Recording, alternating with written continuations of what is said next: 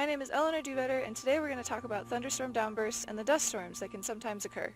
Downburst winds are a common byproduct of thunderstorms associated with the summer monsoon across the southwestern United States and can be extremely hazardous. You may also hear these referred to as microbursts or even macrobursts, but they can both represent a thunderstorm downburst. A downburst is a non-rotating wind that is created by a column of sinking air in a thunderstorm that hits the ground with a great force and spreads out in all directions. Wind speed can occasionally exceed 100 miles per hour, producing damage similar to some weaker tornadoes. In addition, as the air impacts the ground to spread out laterally, it often produces a vortex or curl along its leading edge, which is called a rain foot, making it possible to identify a downburst visually from a distance. Unfortunately, detecting and warning for downbursts is difficult to do. Here's an example of a storm that occurred over Elephant Butte Lake on July 1st of 2013.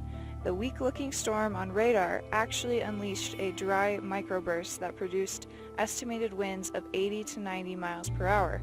4th of July holiday campers were caught by surprise as this microburst damaged or destroyed at least 12 RVs and displaced some vehicles as much as 40 yards.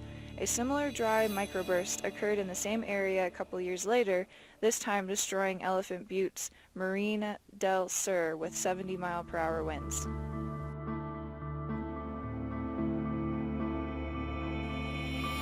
While these were dry microbursts, it is also possible to have wet microbursts, like the one that occurred directly over the National Weather Service office location in Santa Teresa, New Mexico in July 2017.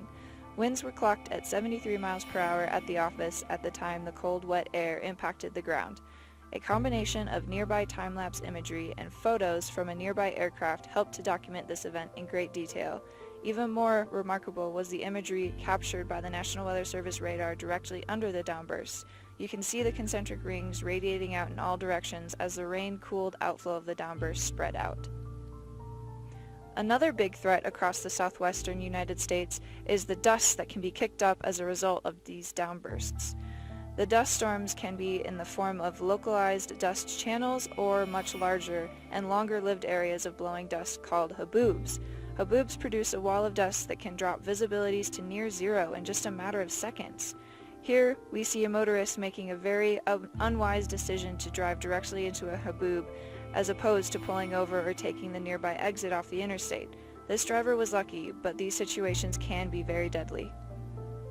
In late May of 2014, a decaying thunderstorm near Lordsburg, New Mexico, produced 60 mile per hour winds that kicked up dust and rapidly reduced visibility along the interstate.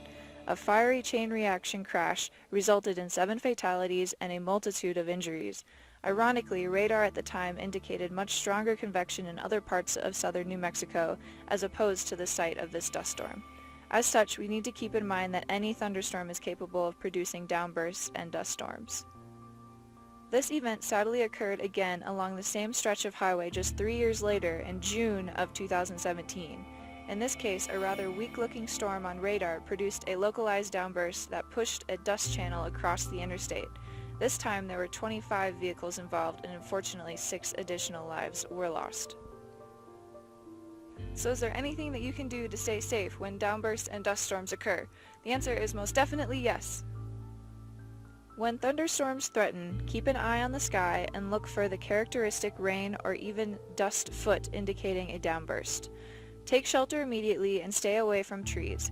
Remember, downburst winds can travel dozens of miles away from the thunderstorm that produced them. It's always a good idea to secure loose items outdoors before the monsoon season begins. If driving, the best thing to do is never drive into the dust. If you encounter a dust storm, pull off the road immediately.